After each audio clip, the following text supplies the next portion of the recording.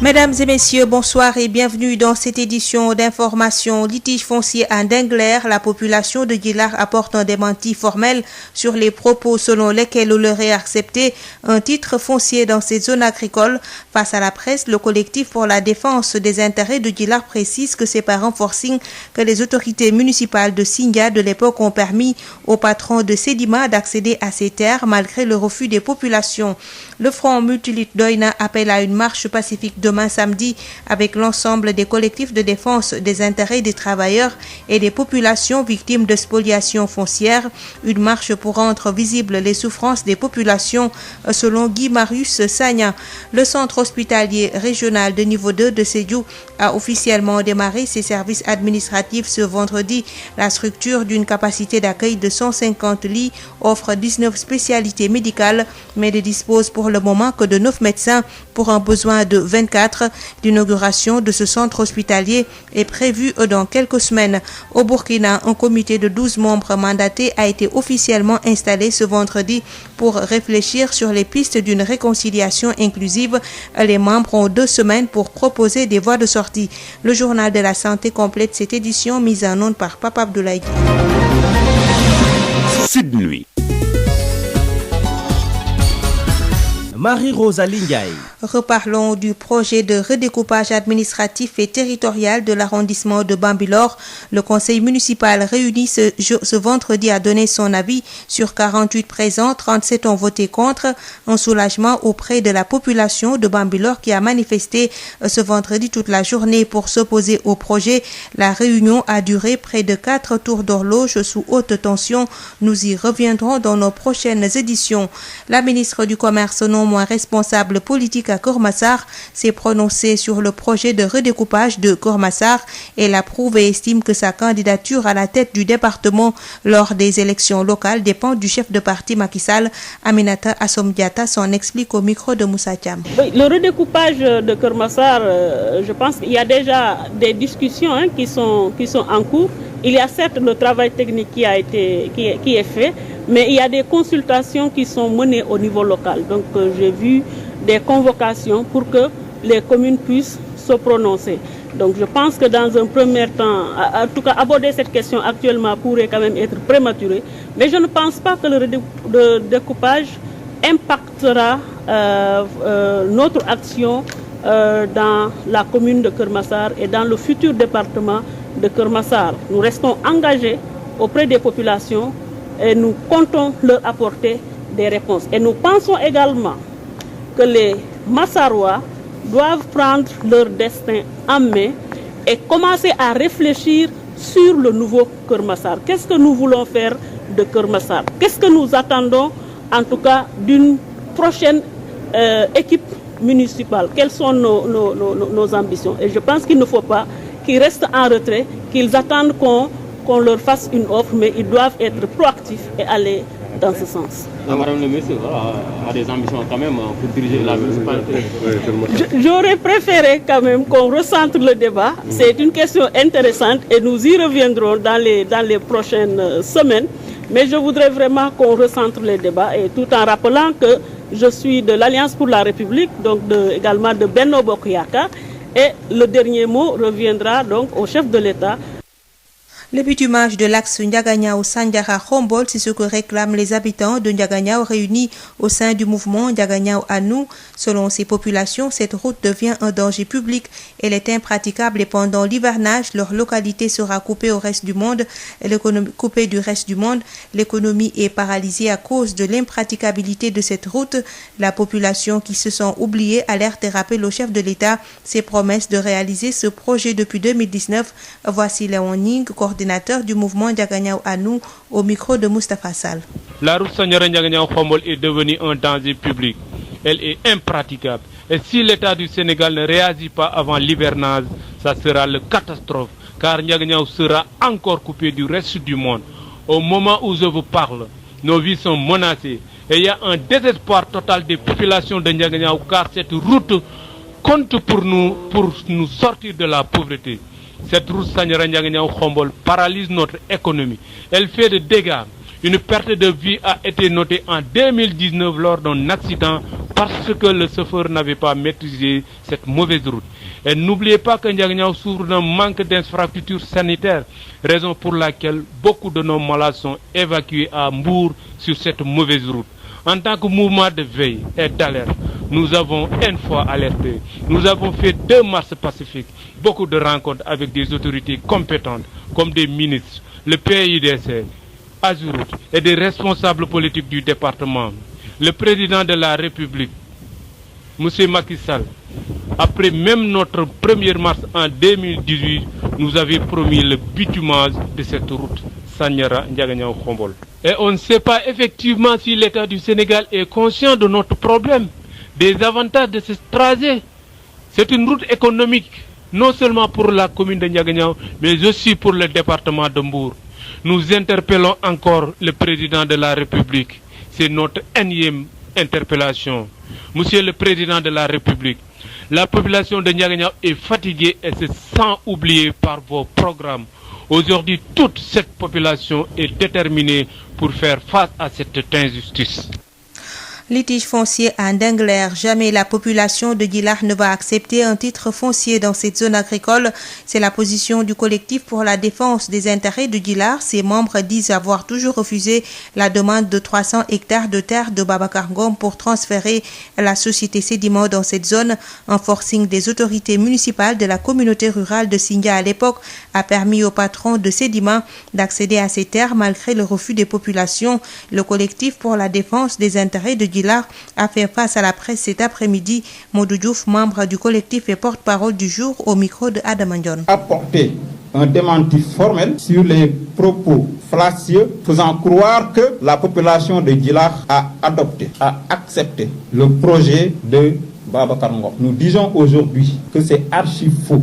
Ce qui s'est réellement passé et que donc la société Sédiment a eu un projet à Djilakh en 2012. Pour réaliser ce projet, donc, il avait besoin d'une assiette foncière de 500 hectares. Discutant avec les autorités de la communauté rurale de Sindia à l'époque, on dit que cette assiette foncière-là n'est pas Sédiment à Djilakh. Une troisième fois, la population a refusé. Maintenant, le conseil rural à l'époque s'est réuni avec les autorités locales pour faire un forcing. C'est ce qui s'est passé. Il s'agit vraiment d'un forcing. Et donc, on dit ici, on n'a jamais accepté un projet de Babacar Ngom. Je voulais aussi apporter un démenti formel par rapport donc à des propos faisant croire que le site en question n'était pas utilisé et que donc c'était donc une forêt. Ça, c'est faux et archi faux. À l'époque, je vous dis ici qu'il y avait 40 paysans qui exploitaient des terres sur ces 300 hectares. Deuxièmement, il y avait une partie réservée à l'élevage. Vous savez que donc nous, on est des paysans et des éleveurs et on a besoin quand même d'une zone de pâturage. C'est ces deux zones-là qui existaient. Donc c'était très utile pour la population de Djilakh. Il ne faut pas faire croire aux gens que ces 300 hectares n'étaient pas utilisés, personne ne les fréquentait. C'est comme si c'était une forêt classée que personne ne fréquentait, quoi. Malheureusement, un prédateur foncier est venu. Le communauté rural de l'époque a donc comploté avec lui pour prendre ces terres à Djilakh. Le Front de lutte Doïna compte organiser une manifestation suivie d'une marche pacifique de la place de la Nation au rond-point de la RTS ce samedi avec l'ensemble des collectifs de défense des intérêts des travailleurs et des populations victimes de spoliation foncière. C'est ce que nous dit Guy Marussagna, porte-parole du jour, avec Ismaïla Marcel Koli. Le Front multilutte Doïna a été créé en juin 2020.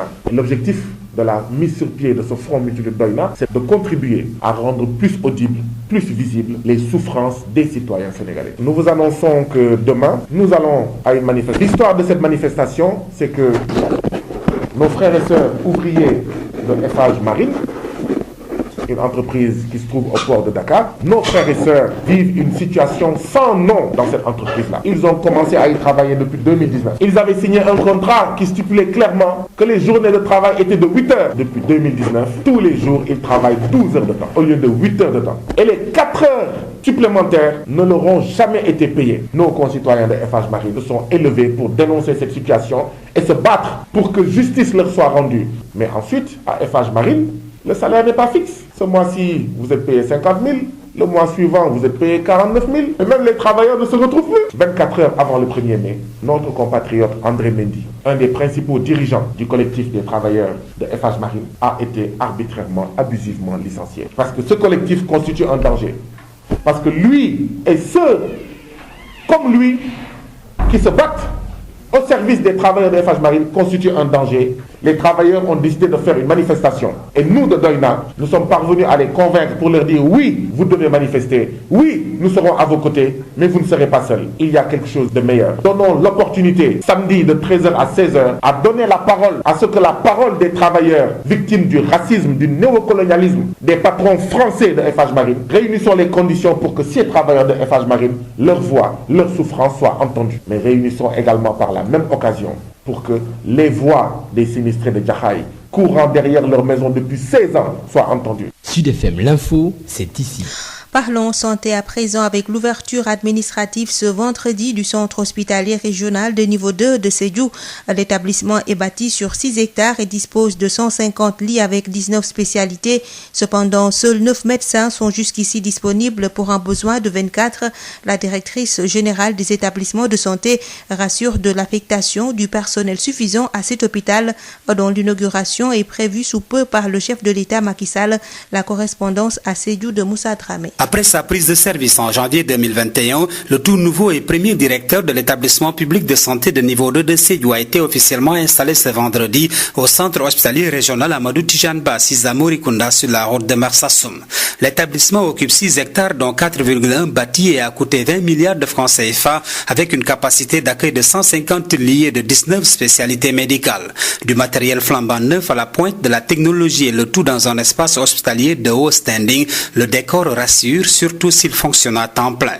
Venu assister à cette ouverture officielle des services administratifs de l'hôpital, Dr Fatoumbaye Silla, la directrice générale des établissements de santé, a réaffirmé son engagement à œuvrer pour la disponibilité des spécialités. À ce jour, seuls 9 sont disponibles sur un besoin de 24 médecins, a fait savoir le directeur de l'hôpital, Dr Ousmane Seck Dam. À ce sujet, l'honorable député Nadia Khanko Sané souhaite une opérationnalité des services une fois le démarrage effectif. C'est un sentiment de fierté d'avoir ce beau bijou prêt à être réceptionné par le président de la République. Il nous faudrait 24 médecins et sur les 24, on n'a que 9 qui sont là présentement. Nous voudrions vraiment en mode fast track. Je sais que le président a diligenté cela. Déjà, il a signé le décret pour que le personnel soignant soit affecté après l'inauguration, qu'on n'ait plus à référer à Kolda ou à Ziguinchor. Ce serait vraiment dommage pour nous. L'inauguration de ce centre hospitalier régional de Sédhiou est prévue dans les toutes prochaines semaines sous l'autorité du président de la République Macky Sall. Mais déjà, l'administration est à l'œuvre pour le démarrage progressif des services et ses organes de fonctionnement. Moussa Dramé, Sédhiou, Sud FM. L'honorable député Nadjanko Sané exhorte à la mise en place d'un service d'accueil de qualité pour soulager au mieux les malades dès leur premier contact. Elle invite par ailleurs à l'entretien des locaux pour la qualité des soins et prestations de services. Ces propos sont ici recueillis par Moussa Dramé. On a remarqué que les travaux sont presque je dis à 97%. C'est fini. Et donc on est fin prêt pour recevoir le président afin qu'il puisse inaugurer et afin que l'hôpital puisse être effectivement bénéfique pour les populations. Pour moi, on pourra parler d'hôpital que quand les soins de santé vont commencer. Parce que l'hôpital est fait pour la population et jusqu'à présent, les soins de santé n'ont pas commencé. Je pense que c'est la raison pour laquelle le président a décidé d'inaugurer les 3, Kaffrine, Kédougou et Sédhiou, afin que les populations puissent en bénéficier. Si j'avais un conseil à donner au directeur de l'hôpital, c'est que ce bijou mériterait d'abord un entretien permanent. Il faudrait que ce soit entretenu et que dans 10 ans, si on revient, on trouve que l'hôpital n'a pas changé et que tout est presque neuf. Et il faudrait aussi qu'il veille à l'accueil. Parce que malade, quand on est malade, l'accueil, c'est le premier contact du malade avec l'hôpital. Quand le malade est bien accueilli, je pense qu'il est au moins à 50% guéri. Sud FM vous transporte partout au Sénégal et dans le monde. Sud International. Pour une réconciliation inclusive au Burkina, le chef de file de l'opposition politique mène la réflexion. Un comité de 12 membres mandaté pour faire des propositions a été officiellement installé aujourd'hui à Ouagadougou. Les membres de ce comité de réflexion ont 2 semaines pour livrer les résultats. La correspondance de Mathieu Somda. La décision numéro 21. C'est fort. Pour la mise en place d'un comité de réflexion sur la question de la réconciliation nationale, je vous installe président de ce comité. Alain Zoubga du parti L'autre Burkina, Parti pour le socialisme et la refondation, est le président de ce comité composé de 12 membres.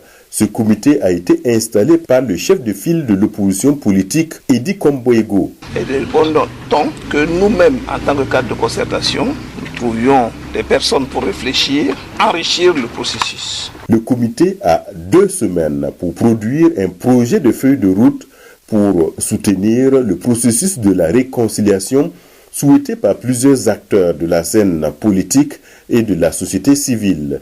Le sujet au centre de la réflexion n'est pas nouveau pour le président du comité, Alain Zoubga. Oui, c'est parce que la question est intéressante, elle est importante, que sa résolution ne sera pas aussi facile. Et c'est pour ça que certains d'ailleurs rappellent tout ce que nous avons fait les années passées et qui n'a pas véritablement abouti. Cette fois-ci, j'espère bien que ce sera la bonne. Pour le président du parti, Le Faso Autrement, membre de ce comité, la réconciliation est bien possible. Ablassé Ouedraogo. Le ministre d'État chargé de la réconciliation nationale de la cohésion sociale était au cours de ces 72 dernières heures à Abidjan. Ces démarches-là qui lui ont permis de rencontrer le président Compaoré, ce sont des démarches qui devraient contribuer à apaiser donc les cœurs. À travers cet acte citoyen, l'opposition politique se donne les moyens pour soutenir tous les efforts en cours pour la réconciliation nationale. Mathieu Somda depuis Ouagadougou pour Sud FM. La junte au pouvoir au Tchad depuis la mort du président Idriss Déby Itno a interdit une manifestation prévue pour samedi demain donc à l'appel de plusieurs partis d'opposition car ses organisateurs n'ont pas obtenu d'autorisation préalable selon un communiqué diffusé ce vendredi par le ministre de la Sécurité publique. Sous l'impulsion surprise de l'administration Biden, le sujet de la levée des brevets sur les vaccins anti-Covid-19 s'est imposé au menu des chefs d'État et de gouvernement européens réunis ce vendredi au Portugal pour un sommet européen de Porto initialement dédié au social. Madrid salue la proposition américaine de suspendre les brevets, une annonce faite 2 jours plus tôt qui avait été qualifiée d'historique par l'Organisation mondiale de la santé et accueillie chaleureusement par l'Organisation mondiale du commerce. Pour l'Espagne, la propriété intellectuelle ne peut pas être un obstacle pour mettre fin au Covid-19 et s'assurer de l'accès équitable et universel au vaccin, mais la levée seule ne sera pas suffisante pour garantir l'accès au vaccin des pays en développement. Nous pensons que c'est insuffisant et qu'il faut être beaucoup plus ambitieux, a déclaré le Premier ministre espagnol Pedro Sánchez, appelant à trouver un consensus de façon urgente pour une levée des brevets au sein de l'Organisation mondiale du commerce. Yotox anti-moustique pour le corps, les vêtements, les rideaux et draps vous protège contre les moustiques chez l'adulte et l'enfant. Val d'Afrique vous offre votre journal de la santé.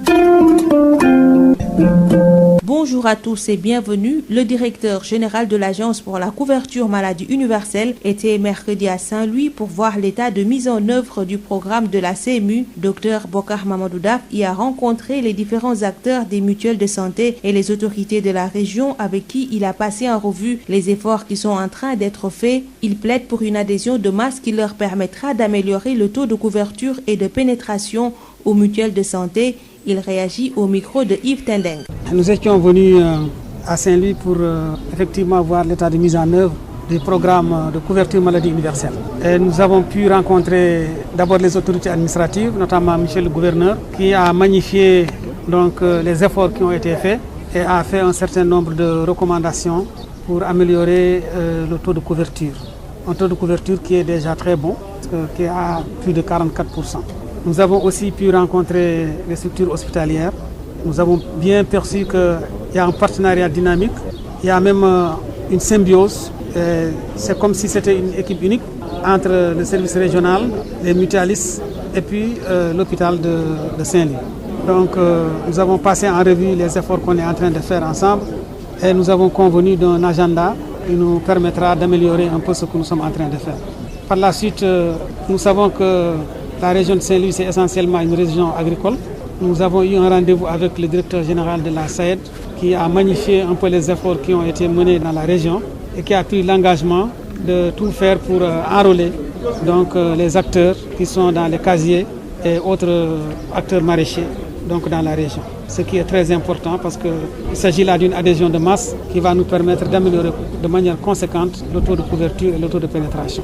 Nous avons enfin pu rencontrer le médecin-chef de région. Par la suite, bien sûr, nous sommes venus ici. Depuis 15 heures, nous sommes là pour discuter avec les mutualistes. La particularité, c'est que tous les PCA des mutuelles, des 24 mutuelles, des 2 départements de Dagana et de Saint-Louis étaient présents. Nous avons discuté et nous avons passé en revue donc, les efforts, l'évaluation de tout ce qui a été fait et des efforts que les mutualistes ont fait pour en tout cas aller de l'avant. Le système des Nations Unies au Sénégal a remis des dons à la mairie de Médina et celle de Ngor hier dans le cadre de sa semaine d'engagement communautaire contre la Covid-19. Il est engagé depuis le début de la pandémie de Covid-19 auprès du gouvernement, des populations, des communautés et des collectivités locales pour combattre la maladie et permettre les conditions d'une résilience effective et de la relance socio-économique. C'est tout pour aujourd'hui. Merci de nous avoir suivis. Biotox anti-moustique pour le corps, les vêtements, les rideaux et draps vous protège contre les moustiques chez l'adulte et l'enfant. Val d'Afrique vous a offert votre journal de la santé.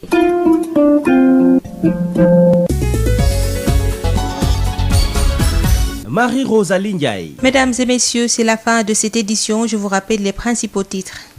Litige foncier à Ndingler, la population de Djila rapporte un démenti formel sur les propos selon lesquels elle aurait accepté un titre foncier dans cette zone agricole. Face à la presse, le collectif pour la défense des intérêts de Djila précise que c'est par un forcing que les autorités municipales de Sindia de l'époque ont permis aux patrons de Sedima d'accéder à ces terres malgré le refus des populations.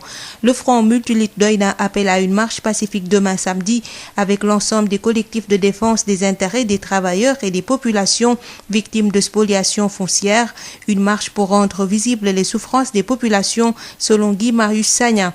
Le centre hospitalier régional de niveau 2 de Sédhiou a officiellement démarré ses services administratifs ce vendredi. La structure d'une capacité d'accueil de 150 lits offre 19 spécialités médicales mais ne dispose pour le moment que de 9 médecins pour un besoin de 24. L'inauguration de ce centre hospitalier de Sédhiou est prévue dans quelques semaines. Au Burkina, un comité de 12 membres mandatés a été officiellement installé ce vendredi pour réfléchir sur les pistes d'une réconciliation inclusive. Les membres ont 2 semaines pour proposer des voies de sortie. Le journal de la santé a bouclé cette édition mise en onde par Papa Abdoulaye Dieye. Merci de nous avoir suivis et bonne suite des programmes sur Sen Radio.